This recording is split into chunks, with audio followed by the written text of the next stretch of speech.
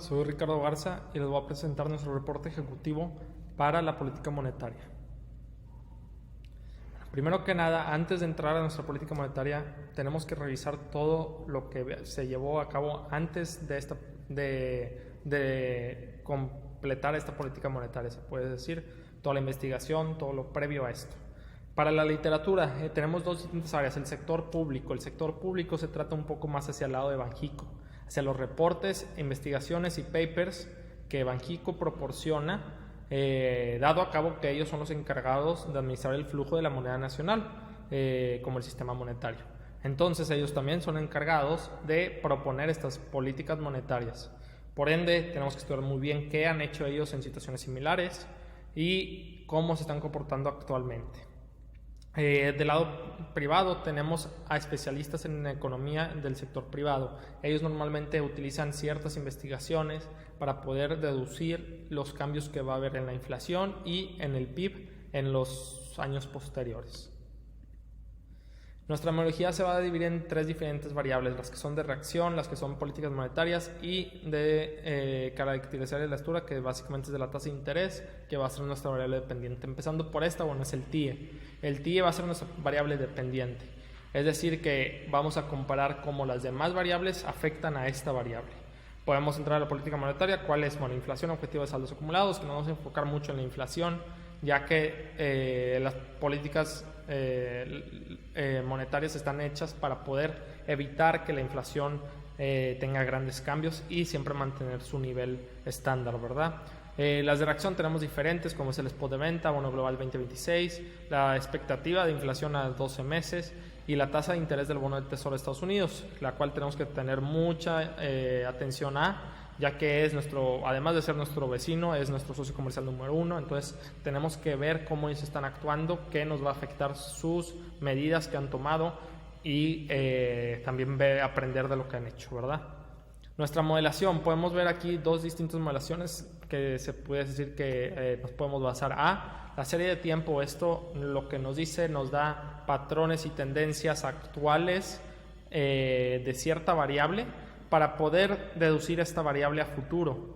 Es decir, que sobre estos patrones y tendencias, entender las patrones y tendencias que se van a tener a futuro.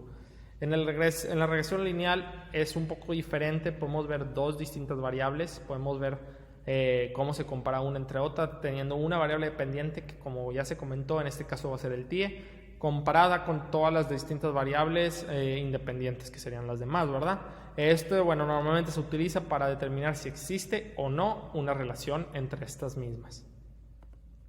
Dentro del contexto económico, para el comportamiento y el efecto del dinero, podemos ver distintos modelos, como aparecen aquí: capitalista, socialista, economías mixtas, así como para qué nos sirve el dinero. Es como una unidad de cuenta, patrón de precios, medio de intercambio, medio de pago y depósito de valor, y obviamente con distintos objetivos para Banxico, que es la estabilidad de precios principalmente. Con esto, la tasa de interés, y ver muy de frente, poder mover la cantidad de dinero que hay en la economía para poder hacia lo mismo estabilizar los precios. Aquí entramos un poquito hacia lo que son las distintas variables, la información que cada variable está actualmente, sin quitar el dedo de que también hay que checar distintas otras variables, como lo que fuese en la deuda pública y el PIB. Esto va hablando nacionalmente, también internacionalmente, como ya comentamos, la tasa del Tesoro de Estados Unidos, o también vamos a decir el precio del crudo, del barril, así como también ver los avances que se están viendo en las vacunaciones, entre otras, ¿verdad? También, para entrar un poquito al lado financiero, podemos ver la teoría de la media varianza, o también conocido como el teorema de Markowitz. Este nos sirve mucho para lo que son portafolios, para minimizar riesgos y maximizar rendimientos. Para esto, nos podemos basar en distintos lugares donde podemos localizar información, como es Yahoo Finance y Bloomberg, Morningstar, El Economista, Tigre, entre otros, ¿verdad? Esta información podemos utilizarla para generar distintos análisis, como fuesen de variables beta, del TIE y de la tasa de interés. Ya teniendo todos estos análisis, teniendo muy cuadrado todo, ahora sí nos podemos adentrar a plataformas como fuese GBM para empezar a invertir con unas bases muy buenas y tratar de minimizar los riesgos de las inversiones. los efectos que las políticas monetarias tienen en el mercado financiero, específicamente la política monetaria expansiva. Bueno, más que nada, hay un desplazamiento en la curva LM, lo cual asimismo hace una reducción a la tasa de interés, que por obvias razones baja la tasa de interés, entonces aumentan la cantidad de inversión y con ello aumenta la demanda agregada y los precios, ¿verdad? Entonces, podemos decir que la política expansiva va a bajar la tasa de interés, aumentar inversión, aumentar demanda agregada y precios. Podemos ver ahora que la política contractiva tiene el efecto contrario. Hay distintas herramientas para consultar la información financiera, como fuesen las aquí enseñadas en pantalla. Estas nos van a servir mucho para poder analizar todos los enfoques financieros antes de tomar decisiones. Asimismo, ahí estamos basándonos en dos distintas herramientas para la inversión de los proyectos, como sería el valor presente neto y el TIR o tasa interna de retorno. El valor presente neto, se debe tomar como también hacia el valor futuro de nuestro capital cuando se va a invertir, ya sea en portafolio, bonos o proyectos. Así como tener en cuenta que la inflación se va a tomar como un medio de depreciación respectiva al tiempo, ya que como la inflación va subiendo cada año tras año, tu valor del dinero va cambiando y va bajando, ¿verdad? Entonces tenemos que tener muy en cuenta eso. Ahora sí, entrando hacia lo que es nuestra propuesta, empezando por un análisis que hicimos sobre estas tres distintas variables, recordando que el TIE es nuestra variable dependiente. Podemos ver cómo se ha comportado a través del tiempo desde el año 2015 y se compara con lo que es inflación y desempleo.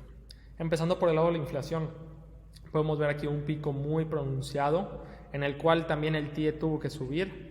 ¿Esto para qué? Podemos ver principalmente, primero, que tienen una relación positiva, es decir, aumenta inflación, aumenta TIE. ¿Esto para qué? Porque el TIE aumenta para poder, hasta cierto punto se va a bajar esa cantidad de inversión y bajar la inflación para mantener los precios estables. Si sube de más la inflación va a ser un problema más grande y se va a devaluar mucho lo que es nuestra moneda. Entonces necesitamos mantener los niveles estandarizados o los niveles meta, ¿verdad? Podemos ver aquí otro que fue otra situación similar, pero al revés.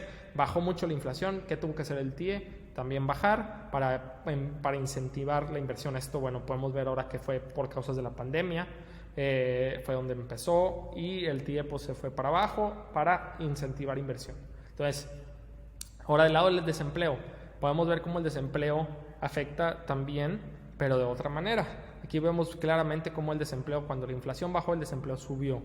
Entonces podemos decir que ahí tiene una relación inversa. Y asimismo con el TIE, porque si el desempleo baja, vamos a decir, si el desempleo sube, estamos viendo cómo el TIE baja. Y algo un poco de un ejemplo más físico es de que si hay más gente desempleada, pues ¿qué va a hacer el Banxico? Va a incentivar la inversión para poder aumentar la cantidad de proyectos nuevos y así obviamente abrir cada vez más trabajos para poder hacer lo que pasó en este caso, que empezó a volver a bajar la tasa de desempleo. Entonces podemos decir que la tasa de desempleo tiene una relación inversa con el TIE. Por eso, dado a esta investigación y asimismo también con la regla de Taylor que se llevó a cabo, hemos deducido que para el mes de marzo se debe de hacer un bajo de 25 puntos base, es decir, de 4 bajarlo a 3.75. Esto principalmente para este mes, pero estimamos que por 3 siguientes meses se tiene que seguir con una baja de 25 hasta llegar a 3.25. Esto dado a la situación actual que hay.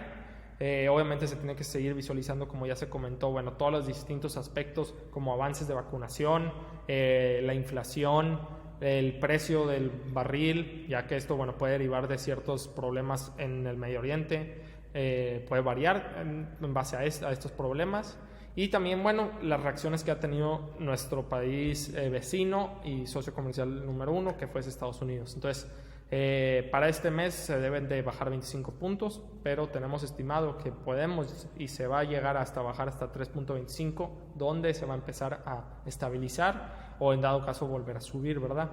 Todo depende de los avances de vacunación y de las demás variables comentadas. A corto plazo, ¿qué generaría esto? Bueno, esta reducción incita a que el consumidor va a gastar más, a que va a haber más inversiones, por ende va a subir la recuperación económica más rápido, que vamos a platicar un poco hacia largo plazo, qué es lo que nos va a pasar. Bueno, van a aumentar los precios, el índice de precios al consumidor, lo cual de la mano lleva a la inflación, entonces la inflación también llegaría a subir. Por eso tenemos que estar muy atentos a que no se debía de bajar, vamos a decir, estos 75 puntos de un jalón, sino que paulatinamente empezar con 25 puntos hasta llegar a la meta final, si es que todo sigue igual, y si los avances de vacunación llevan pues, una gran parte, pues entonces va a cambiar un poco. Entonces, bueno, esto es un poco sobre nuestra política monetaria. Muchas gracias.